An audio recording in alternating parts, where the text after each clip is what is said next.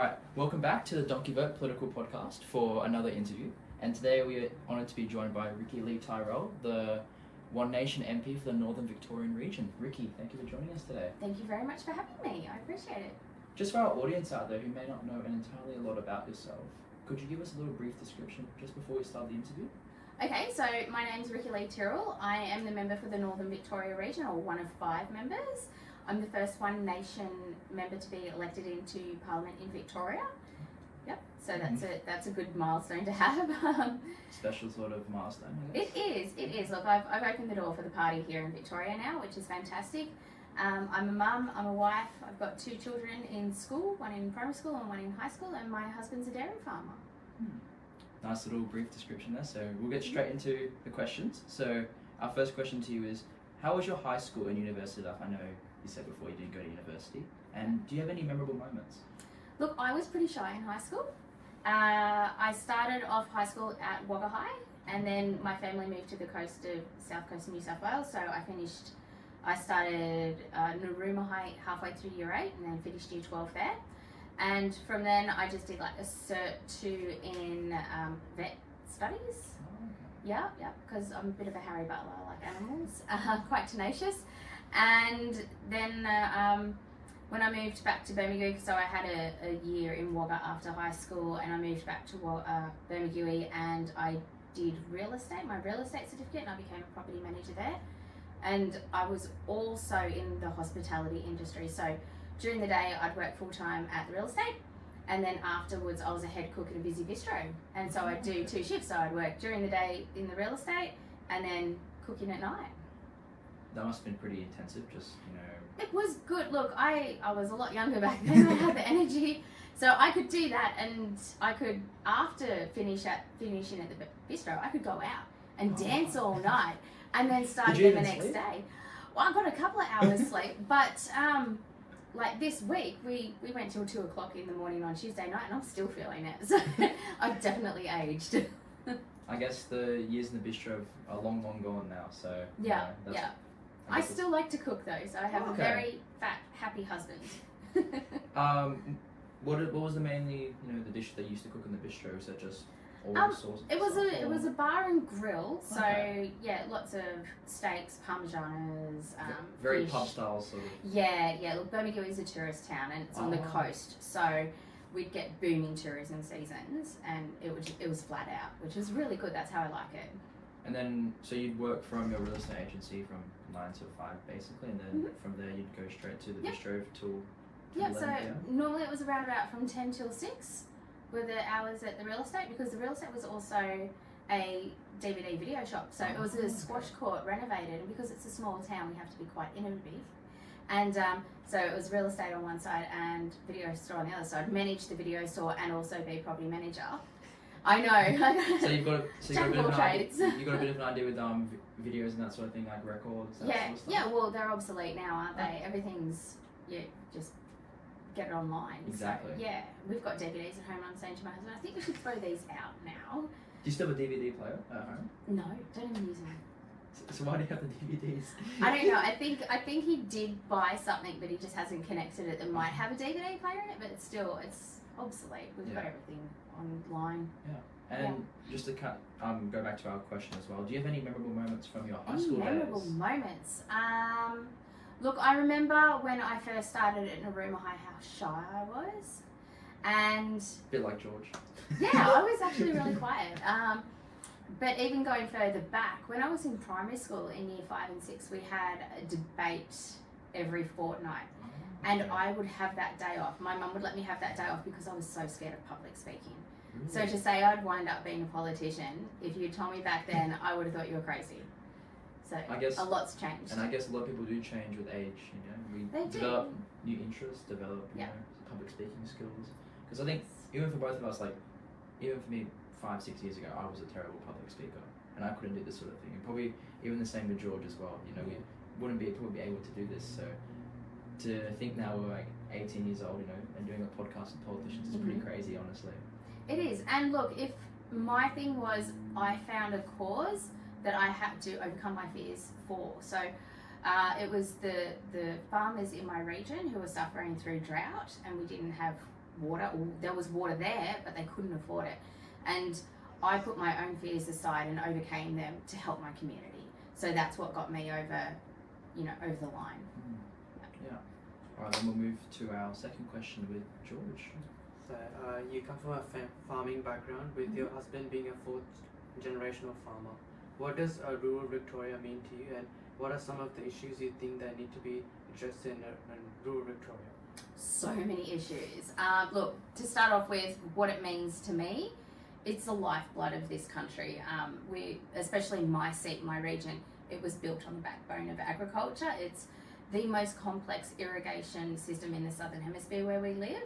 And I want to see that, I want to see that preserved, because we have the ability to feed not only the nation, but a big chunk of the world as well. And we need to save that. We need to keep that going. We're also seeing that a lot of rural communities at the moment are coming to me screaming for help because they're facing renewable energy facilities being put up on prime agricultural land. We don't want to see that happen. I know coal-fired power isn't the best, but it's the most reliable we've got at the moment, and the footprint of that is small. It's down here in the southeast of Victoria, and it's not taking up a vast chunk of agricultural land like renewables will. We're looking at, so the targets that the government has set at the moment to reach by 2035, we're going to see potentially 70% of our agricultural land be swiped out and replaced with renewable energy, so solar panels, wind turbines and that. That is a big thing that we've really got to fight on to save our ag land. Agricultural communities are amazing. So we'll continue the conversation from where we were before about the issues in rural the issues in northern Victorian region. Yeah, so we've got water, we've got renewable energies. They're two main issues impacting farmers. The regional areas themselves, roads. Like roads, it's a catastrophe out there. They're just crumbling and falling apart. We've got ruts that take up the entire lane. So if people don't know what a rut is, it's the ones where it's kind of like the road is sinking. It's not a sharp, it's not a sharp pothole. It's just a great big rut in the road. And there's ones that I've seen kiddie pools smaller. Really? So yeah, a lot smaller. So the ruts literally take up the whole lane, and you have to go into the next lane around, and they're really dangerous. And I think as well, a lot of those rural issues are not really talked about as much, because those rural communities are pretty small. Yeah. And a lot of people in the metro area do complain about bus timetables,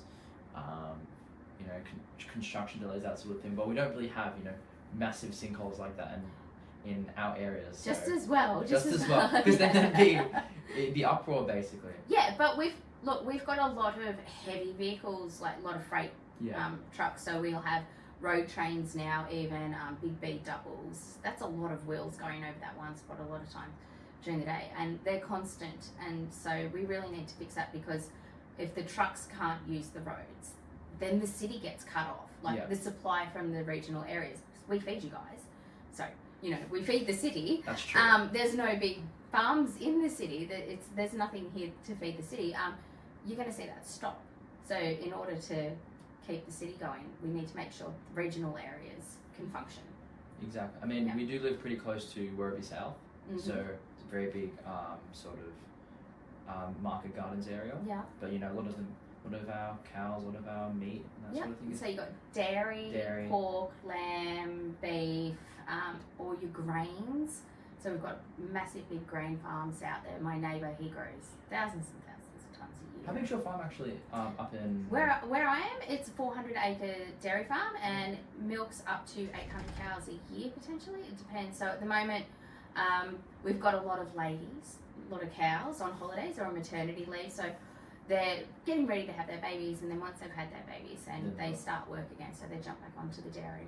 Yeah. So, and this is their maternity leave. So autumn's a big time for when we start calving on a lot of dairy farms. It's true, because during this time of year especially, it's all about making sure you can replenish the stock. And that sort of sense, exactly. And because we're changing the seasons as well, you'll see a lot of harvesting going on and a lot of reseeding. So for anybody who doesn't know how farms work, doesn't need to just rain to make the grass grow. We've got to plant the seed. So everything that you see on the bulk of farms, that's special seed. That's a certain type of species that they grow, like whether it be grass to feed the cows. It's certain types of grass, and then you've got your other stuff. So like grains for us, so wheat, barley, canola, all that. Yeah. I think we'll move on now to our third question. So this is talking a little bit more about your real estate career, as we briefly discussed before. So how was your career in the real estate industry? Have you had to use some of your smooth talking real estate sort of talking skills in Parliament at all? No, not really. I've always been a personable person. Okay. So not it's like more hospitality, I think. Really? Yeah. Not like Ralph Babette. No. I'm not that kind of real estate agent.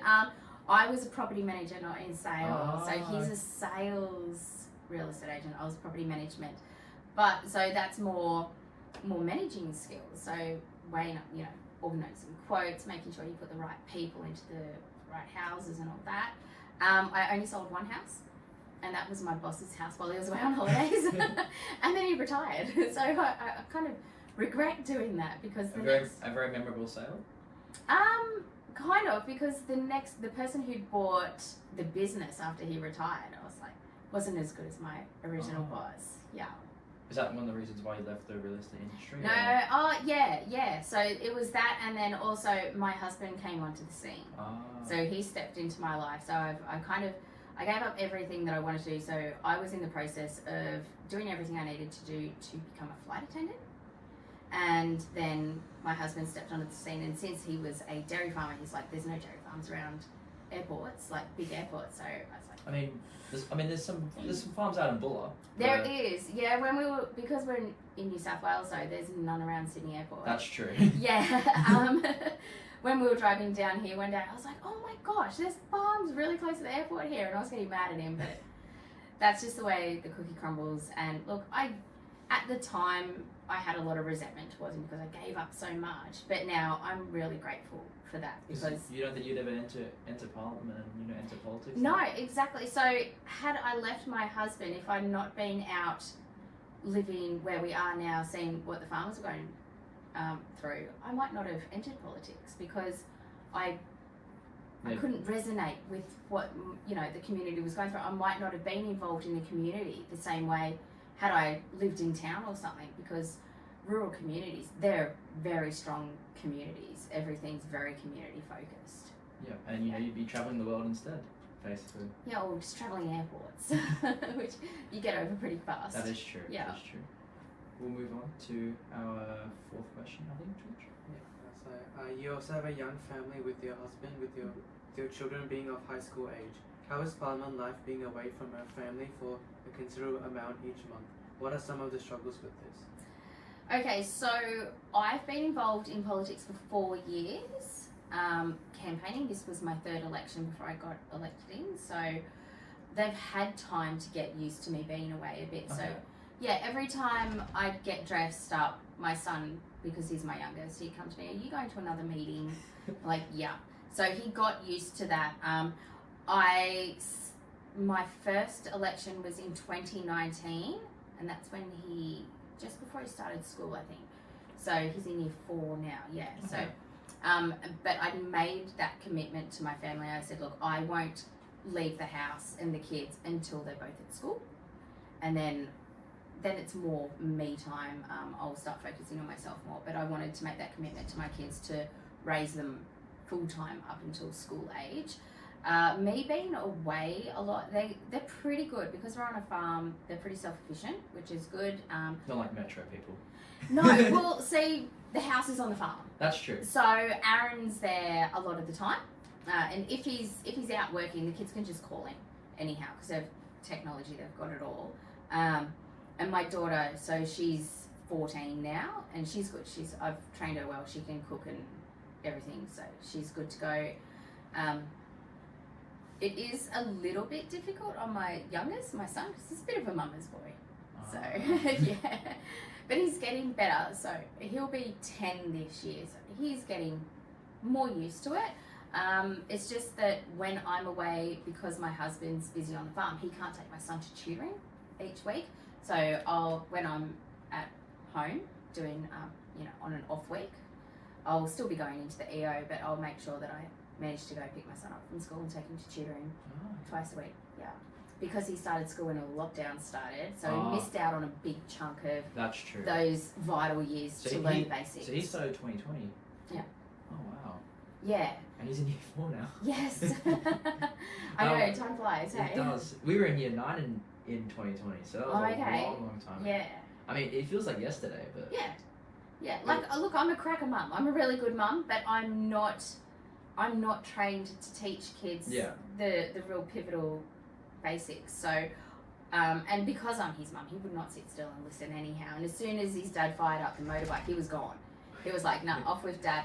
So he wouldn't sit still, so I could teach him those vital, the basics like reading and spelling and counting. So now he's in tutoring to try to bring him up to scratch. That's good at least, because especially nowadays you really do need those pivotal skills. Oh yeah. Look, my daughter's first parent-teacher meeting for year 7 last year.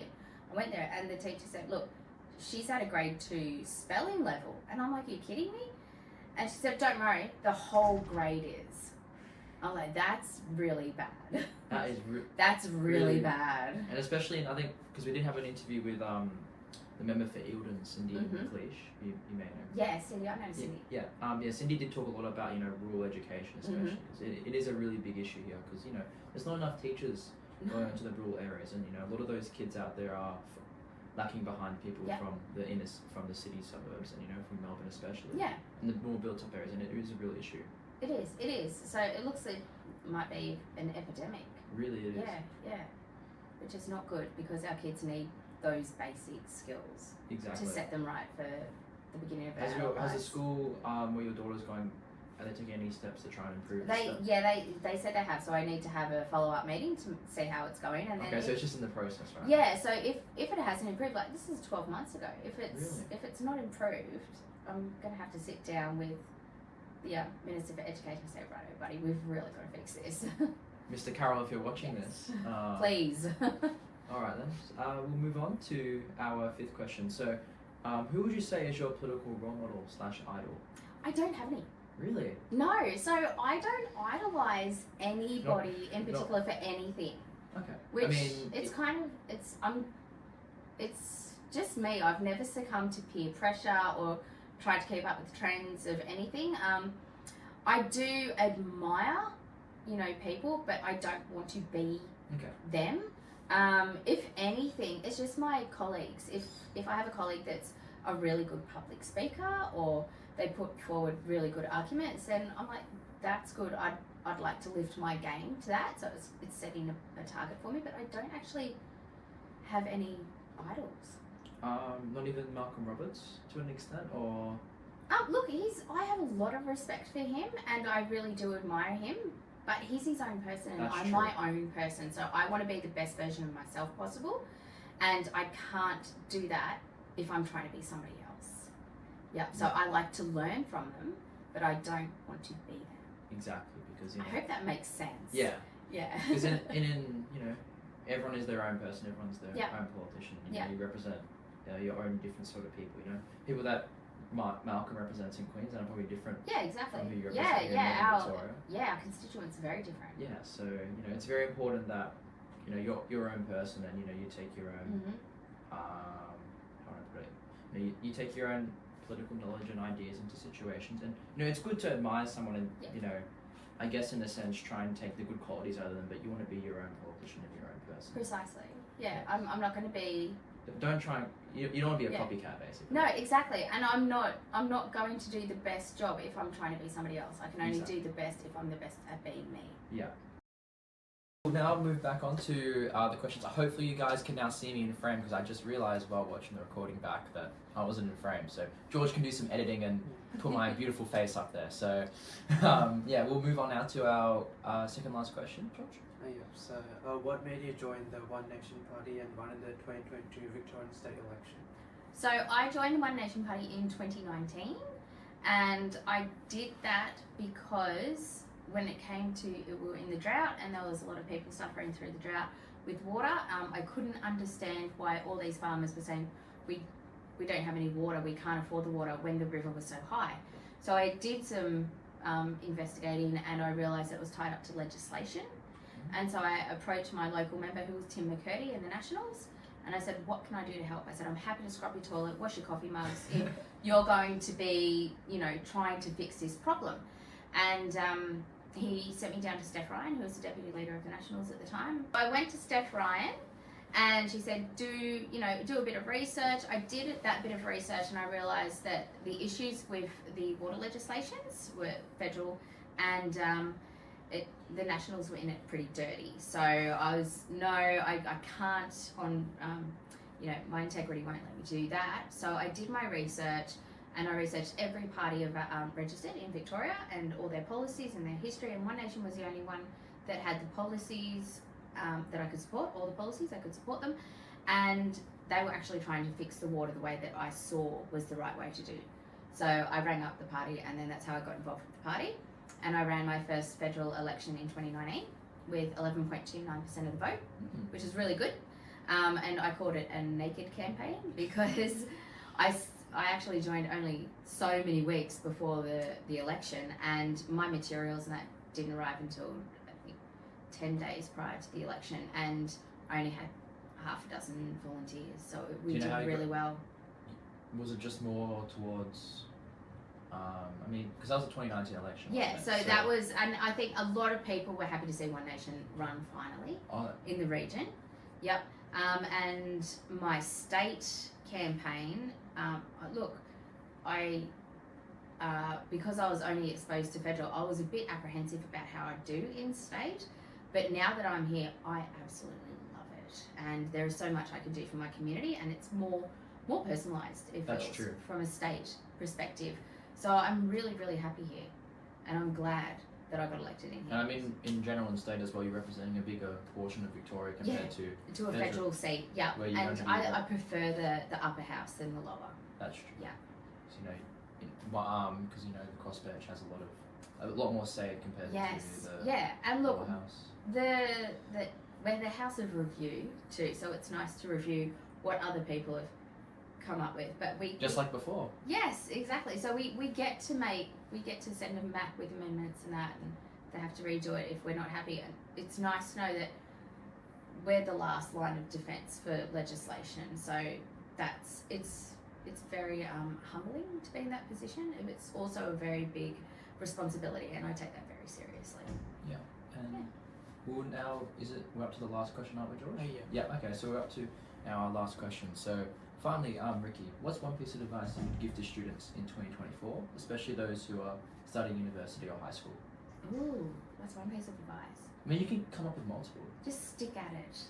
Yep, stick at it. Don't let anything get to you too personally, because being such a young age, I know it feels like you've got the weight of the world on your shoulders, but you don't, and you can achieve so much more in life. Look, I've been there. I've been young. I felt like, oh my gosh, this is terrible. What can I do? I'm never going to get any better. I'm never going to achieve anything. If you're feeling like that, oh my gosh, just blow that off, because it gets better when you get older. If you just stick at it, your personality changes, your perspective on life changes, and it's worth it. It's so worth it. I'm so happy to be where I am now, and I've had a rough road to get here, but it is totally worth it. And as you said before in the interview, you'd never think 20 years back, you'd never ever thought that you'd be in this place right now. No. Probably maybe even 5 years back, honestly. Yeah, exactly. So I would have thought you were crazy. I was just a farmer's wife with a couple of kids. But if you've got that passion in you, anything's possible. I've broken some molds. The first One Nationer elected. I'm a woman, but there's a lot of women here now. There's more women than there are men, but I don't think that should really matter. But I think having me represent so many farmers that expect a bloke to do it, I'm like, no. I said I can stick with it, the boys just as well as they can. I can give them a run for their money with cheek and sass as well. So whatever they throw at me, whatever they say, it's not going to get to me. I'm just going to keep slogging away at it. Yeah, and that's always important, especially for the rural regions, that we have good representation for our farmers and that sort of thing, because there's not many rural MPs compared to metropolitan MPs, so it's important that we have good representation for them. And I know the whole Northern Victorian region, thanks you, Rikkie, for the representation you give them. So thank you. No, they're worth it. They're worth the fight. Yeah, so maybe eventually me, George and Tobias will head up to Shepparton and, go around there. I don't think I've actually ever been up there. Oh, you're more than welcome. Anytime. I'll chuck in the car and take you for a drive around and show you all the beautiful spots. Take the V line all the way up to Shepparton. I mean. Yeah. Is it 4 hours or? No, gosh, no. 3 maybe. Okay, that's not too bad. Yeah. That's not too Or you bad. could just hitch a ride with me back from here to there, and it's 2.5 hours. That's true. Yeah, easy done. Yeah. All right, those are all our questions for you, Rikkie. We do really appreciate you coming on the podcast, seeing as it's only 10 minutes until question time. So yeah, we do really appreciate you coming on, and this interview's been a little bit up in the air, a little bit, having some interruptions, but we do appreciate you coming on and talking to us about these important issues and a bit about your story before entering Parliament. No, thank you so much, gentlemen. I appreciate it. Yeah. It's always good to see you. Thank you. Thank you very much.